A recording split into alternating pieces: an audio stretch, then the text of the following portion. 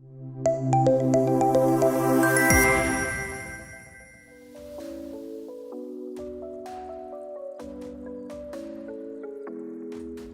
for that, very first I would like to invite our panel discussion moderator on the stage, Anantha Krishnan, CEO of Operations Kalorex Group, Ahmedabad. And now I will invite all the panelists on the stage. Abhay Ghosh, Director of Shanti Asiatic School, Ahmedabad. Liza, Shah, Managing Trustee, Apple Global School, Ahmedabad. Next panelist is Fernandes, Principal of Asia English School, Ahmedabad. Shaji Mathew, Director of Shankus Divine Child Group of Schools, Surat. Gurubhyo Namaha. My pranams and namaskarams to all my gurus and my mentors who have brought me so far. I owe everything to them. Thank you very much. Respected dignitaries on the stage, respected dignitaries seated in front of me. It's a great pleasure having you all here. A beautiful topic that has been given by ArdorComm. Chandan has been in fact kind to give me this particular topic because this topic is very, very close to my heart and I hail from the IT industry. That's a different matter that I'm into education for 27 years now. But yes, I do have a lot of affinity towards the IT segment and this. Due to the immersive experiences, innovation, information technology sharing capabilities, and the potential to provide a virtual experiences and to expand the educational opportunities, AR and VR and MR technologies are becoming a big thing in today's education scenario. A couple of years back, they did have a huge amount of cost due to which people in our country probably didn't think much about these technologies. But I think going ahead with times, we have caught up with the price and we are now practically able to afford these kind of technologies in our classrooms. Before going and putting questions on this particular topic to our panelists here, I would like to just bring to your knowledge and to your remembrance that AR/VR technology is not new to Bharat, right? If you go into the Indian mythology, the mythology also says that AR/VR existed. All of you here know Mahabharata, right? In some form we have studied Mahabharata. Please recall Sanjay, जो युद्ध को धृतराष्ट्र महाराज को explain कर रहे थे. What was that? What was that? That was mixed reality, right? I'll explain in 1 minute before we go ahead as to how was that mixed reality. Sanjay ji was wearing a goggles. He flew multiple drones with high resolution cameras onto the Kurukshetra ground. These cameras were relaying high quality pictures back to the AI control room. The AI control room was captivating these pictures, correlating them and churning them out into videos and relaying it back to Sanjay ji. And Sanjay ji was narrating it to Dhritarashtra ji. आज के date में अगर महाभारत होता और संजय जी को धृतराष्ट्र जी को बोलना पड़ता, यही होता जो मैंने अभी बोला आपको. सो आज से 5000 साल पहले भी AR/VR था. उससे 2000 साल पहले महाभारत से पहले रामायण में भी AR/VR था. हनुमान जी लंका जब गए थे, लंका के दहन से पहले, जब कुर्सी का खेल तब भी था, जब कुर्सी नहीं मिली थी तो अपने पूंछ की लंबा करके कुर्सी बनाई थी. What is AR/VR?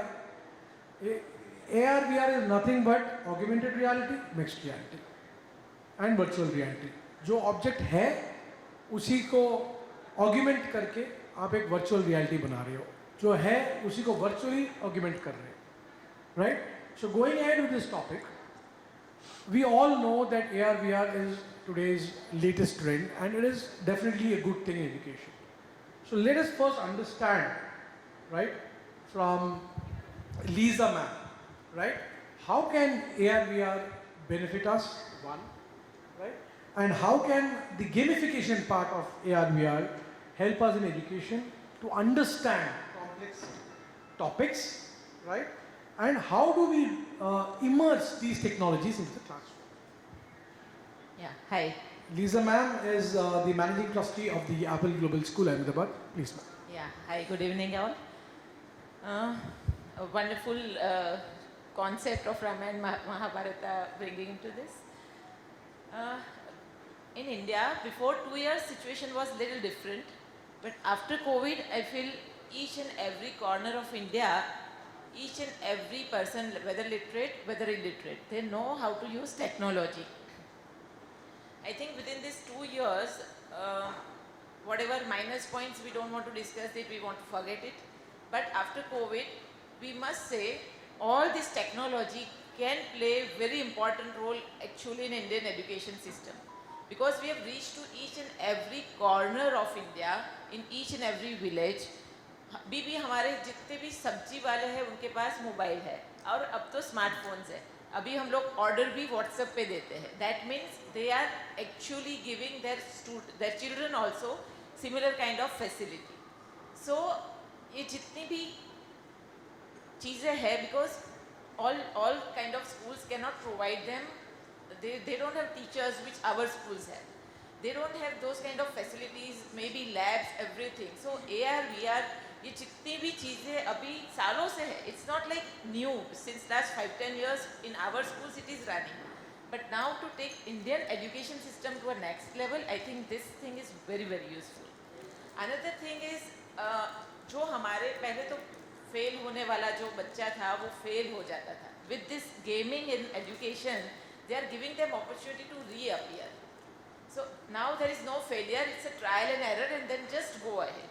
So I think that is a biggest benefit of gaming in education. So Very, very well said, ma'am. Very, very well said. जो आपने particularly बात बोली दूसरा मौका बच्चे को देने वाली through using this gaming technology, that is a very nice concept. Really appreciate, ma'am. Thank you very much. Going ahead to this topic, Shaji sir, the director of Shankus Divine Child Group Surat. This particular group is again well known to implement new technologies and to adapt new technologies every time, each time. So, आपके हिसाब से Shaji sir, how these technologies are redefining the teaching learning process particularly, and how easy are these technologies to adapt into the classroom? Good afternoon to all. Exactly what Madam said. Before pandemic, the situation was different, and now almost every teacher, whether it is a language teacher or Hindi teacher, because they usually say that we don't know computers. Everyone has adapted to the new technologies. The first few months of pandemic, April, May, was really sleepless nights for many teachers learning the new technologies. But we know that how now everything becomes so easy for the teachers to handle. Of course, the children are smarter compared to a few generations back. They know much better than what the teacher knows right now. A lot of technologies they are using at home, not only this internet or anything, what we are talking about, whether it is VR or AR or MR, everything is being used by the students even before the teachers know about it. And it is going to transform the teaching learning process completely. We know that from the beginning itself, visualization played a very important role in learning. We believe that 100 times you speak about elephant, how it looks like, but if you are going to draw or show a picture, it's going to change the pursuit. Now, there were 2Ds, then 3Ds. Now it's the time of augmented reality. I think last pandemic, government schools in Kerala, they also used augmented reality in the classrooms. So, this is the future, I feel. All AV rooms will be converted into, I think, whether it is going to be VR or for MR facilities. And it is going to feel, I think, the best part is they are going to experience it, knowing it very closely, deeply, and they feel like they can touch, everything. So it's going to change.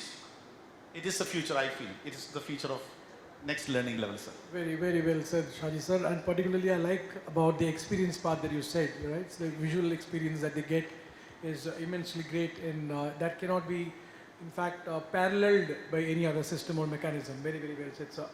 Going ahead to this topic, Fernandes, Principal, Asia School, has again a good amount of exposure to these technologies. Sir, to you I would wish to ask, the Indian education system, right, in particular, are we technically ready to adopt these technologies in the classroom? I'll have two sub-questions to this question, please. Are our teachers skilled enough and ready again to adopt them, right? And should we redesign our curriculum to have immersion of these technologies in the current method of teaching? So those are not two, those are three. And I'll attempt to answer all three with a question to the audience. How many of us use Snapchat or Instagram or any of the apps that are there currently on the Play Store? And all of us use those cameras and put ourselves in different situations. Somebody puts a smiling person behind you, somebody puts horns, somebody puts flashlights on their face, or somebody tries to change the background from where they are. They would be sitting in a dark room and suddenly they'll find sunlight behind them. If we are able to do all this, don't we think our education system is capable enough, or our students aren't capable enough to understand the importance of VR, AR and MR? It is really a moot question to think whether students will adapt or whether the teachers will adapt to it. The evidence of 2020 is enough to tell us that if we motivate our teachers enough, whatever kind of hours may come in the future, we all will be able to make our students' learning more efficient, and our students will be able to learn what they want to learn. Coming to the second question about whether our teachers are ready, as I said a few minutes ago, our teachers are ready. If they could pick up a laptop and within 20 days get into Zoom, Google Meet or any kind of video conferencing platform, today with the amount of training platforms we have and amount of time we have, and we are going to be as a group somewhere knowing a particular hall, it would be easier to transfer that data. Third, about the curriculum, we are all seasoned. We have understood the importance of what our learning should be. If we know that our student at the end of a particular grade should know a certain topic, we also know at the end of a certain topic, our students should know all these things. So to make AR, VR, MR a reality, just a small step wherein we ask our teachers to evaluate the way they look at their lessons is important. And that will indeed drive how curriculum for immersive learning will develop on its own. Very, very, very well said, Francis sir. I mean, it is indeed very, joyful and cheerful to know that our teachers are ready for it. And you rightly said, we picked up Zoom and other technologies in about 2 days' time, flat probably when the COVID came. So definitely, when we can do that, why can't we transform into a better technology usage? So very, very well said. Going ahead in this topic, 3 of the 6 esteemed panelists sitting here have already opted and voted for the AR/VR technologies, if I can say that. So my question to you, Abhay, Ghosh sir, from the Shanti group of schools, these technologies do come with a cost factor, right? They're now becoming affordable slowly, right? India as a country predominantly exists 50% in the urban segment and still 50% in the rural segment, right? What do you see? Will the digital divide be a limiting factor in implementing AR, VR and these technologies at a national level? One, how can we ensure these technologies are accessible and available across all the schools in the country? Abhay Ghosh sir, from the Shanti group of schools. Good evening to all the panelists and to the august gathering here. I think it's a political question. And we educations are a little away from politics. But I think all of you have spoken, I think most of our speakers have spoken about the pandemic. That pandemic did this, and then we switched over to the technology, and our teachers, they learned this technology, as Father Francis said, that in 20 days they just, got back to Zoom and things like that. If the pandemic was not there, then I think we would have not been sitting here and discussing about technology. Do you agree to that or not? So, pandemic has taught us a lot, and sometimes we feel that was it necessary? I mean, whatever all across the world, whatever we faced during pandemic, it was horrible. It should not come back again. But then it has opened our eyes, and what Krishna sir just now said, the digital divide. This digital divide was very, very wide open, visible during pandemic. Before that, we were not talking about this divide. We were talking about everybody has a mobile phone, we can do this, we can do that. So many things. Yes, everybody does have, most of us have mobile phones. Even in villages also.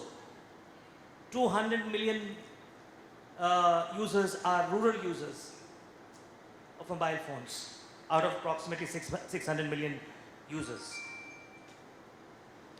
But when we talk about education and when we talk about schools, approximately there would be about 1.4 million, something like that, 1.5 million government schools in India.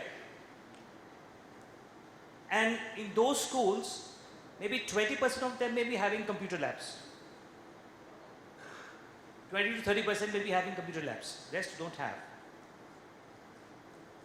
Now that kind of digital divide we have between school like ours and the schools which I'm talking about.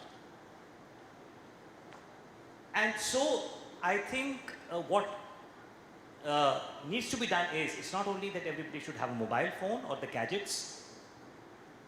We have to also ensure that our schools, the basic amenities in the schools have to be there. A good internet connection is very important. 5G is there. 5G is there in some of the cities launched. I hope it reaches out very soon into the classrooms. And then you see the revolution, and then you see AR, VR, MR, how it makes a difference in the education system. But then we should not forget also to include, as we talk about inclusive education, and before this panel we were discussing about that, until unless we, each and every school in India and each and every child in India gets access to these things, then it will be only limited to discussions and in such panels. That's what I think. That's what I believe. Thank you. Very well said. That was real justice to the question, Abhay Ghoshji. Taking it a bit further, I have with me Mrs. Bandita Roy. Bandita Roy ji is the Vice Principal of the Delhi Public School, Mehsana. As far as little I know about her, she is a commerce graduate and a commerce teacher also.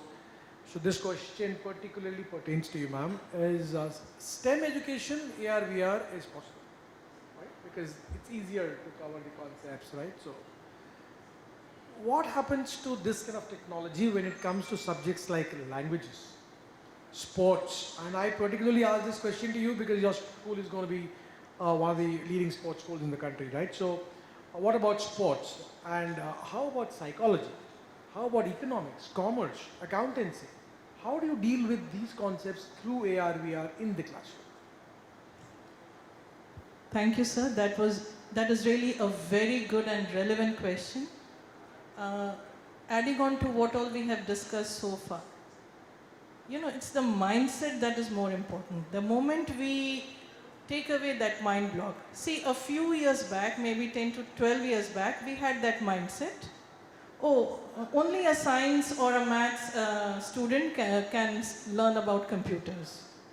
But then later on, we got to know that everybody, be it a commerce student or a humanities student or any other, they can know about computers. The same thing comes here. The moment we talk about AR, VR, you would be surprised to see that it is so handy, especially for the humanities and the languages. If I want to explain ancient history, say Akbar, Emperor Akbar's Navratna I want to teach, I can teach it in a normal way. I make a PPT presentation, I give a lecture, that's it. But with the help of AR, augmented reality, virtual reality, you are actually sitting in the darbar where you can see Tansen singing, you can see the other Navratnas performing, what was happening, what was the grandeur that was there, what was the socio-economic condition. Everything is there in front of your eyes. So I would say that it will be a boon for the humanities students, same way for the languages also. For Hindi, the Uchcharan, the Likhavat, jo sab kuch hota hai na, even for singing, for music classes, Sur, Tal, Lay, everything would be right in front of you because you would be in that interactive mode. A little bit of technology and a little bit of reality. Both of them merge together. आपको ऐसा लगेगा कि जाकिर हुसैन आपके बगल में आपके class में तबला सिखा रहे हैं आपको. So imagine if somebody has that role model. Same for sports also. We know about simulation. We know how pilots or the space people, they train under the simulated environment. So all these things, I think, for me it is a boon. But then when it comes to that digital divide, I have to think back. Let's get to reality. But now after this pandemic, the budgetary allocation in the schools have really, become very, towards this technology thing. Earlier on, these were not given a priority.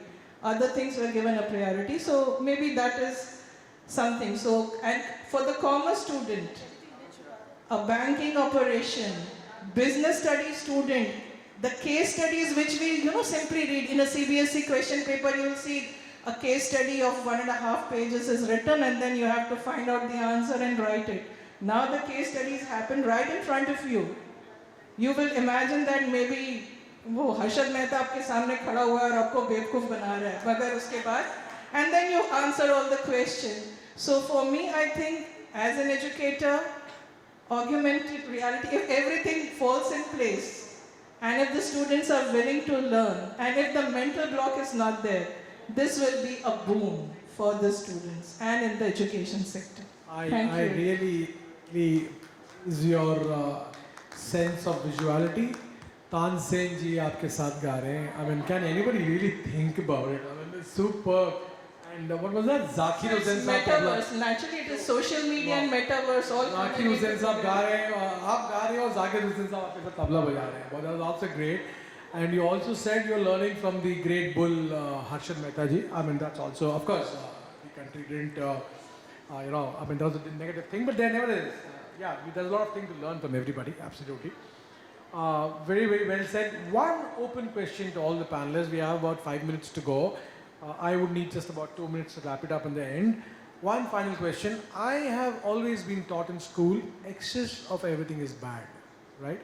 So even in our schools, we follow a non-gadget day. We call it as a Sunday, no gadgets day. So we tell students, please do not use your mobiles. Don't get you into a mobile addiction, which is a very common feature in today's world. Even gharon mein, even the, our own selves, like, how many of us can really go without a mobile? I mean, I'm on stage, but my mobile is just bang on in front of me. So excess of everything is bad. What are the negative aspects that these technologies bring in to the student level, to the teacher level? Are we really prepared to take up this stuff, fight the negativism, fight the negativity that they bring in? And one more question which is pertinent in the same regard is, will it create a gap between a teacher and a student, right?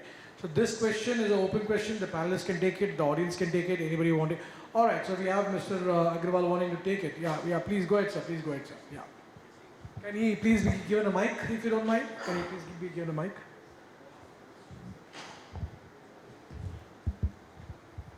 See, it should be a common as a parent or a teacher. It will be a very common to a parent or a teacher that once we want to keep away these gadgets from the child, what else we are giving it to them? If we have the other option available, they even do not need that gadget also. Either I have created that interest and hobbies on the child for a sports or a music, or I am giving my own personal time as a parent or teacher to the child, then only I will be able to remove that gadget from his hand. Otherwise, sorry to say, either you give your time or you give the gadget to them. That is the only answer. I beg to differ a little. When it comes to AR, VR or any other technology, if we are talking about its use in education, it has to be as a tool in education, not an educator in itself. So basically, if we are giving AR, VR, or if we are going to use it in education, the role of the teacher is not going to be diminished in any way. So it is just one tool that will come in that will help the students learning to take form in front of us, or this exactly. And of course, excess of everything is bad, and that's why you have got things like media literacy, which is listed as one of the 21st century skills. I think that sums up of what I want to say. Very, very, very well said. You want to add something, Shaji sir? Yeah. So the latest entrant into this field of technology, AR, VR, we have been hearing this two punch words for quite some time. There's something called as parallel reality which has come in, right? So you guys, I mean, we all would have heard that our earlier gods and goddesses, particularly you must have also heard for the Sai, that you people see him at multiple locations at multiple times. I mean, the same time, right? So if somebody says, I saw him here. Somebody says, no, I saw him here. So multiple people seeing the same person at the same time. That's called as parallel reality. So you walk into Detroit airport today. So there's a huge screen as big as this Jumar maybe, or even bigger, right? It welcomes you with your personal name. I walk in, it'll say, welcome Anantha Krishnan. Shaji Saab walks in, he says, welcome Mr. Shaji. Ms. Liza walks in, he'll say, welcome Ms. Liza. And the best part is, all three of us walking in simultaneously, we'll be able to see our own names. All we need to do is we need to scan our boarding passes there. That's the end of the story. It doesn't track the boarding pass. It tracks you as a person, right? It puts the coordinates on your body, right? It tracks your whole body. And wherever you move throughout the airport, it gives you all the directions, which is very, very personalized to you, right? So if I am at the Changi airport of Singapore, and if I know there are 127 boarding gates and I really can't find my gate, at every point in time, I will be able to see only and only my gate details. You don't have to browse through those hordes and hordes of electronic hoardings that you put there, see there, to get into your own boarding gate. That's the power of AR, VR. That's the power of technology. That's the power of parallel technology, right? This kind of a technology, if it comes into the classroom, people like me, who have been backbencher always, and particularly topics like mathematics, right, which I really dread to, dream even today, would have come alive.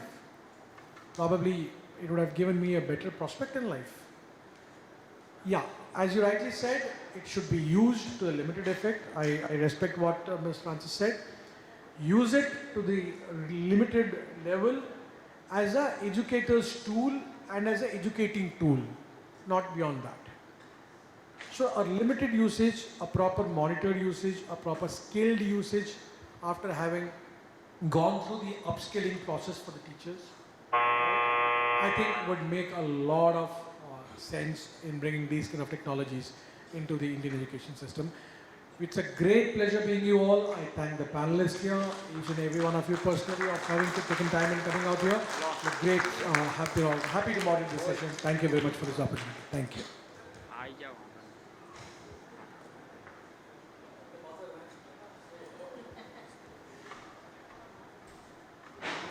Thank you so much, everyone. I request you to be on the stage, and I request to our panel moderator to present a certificate to other panelists.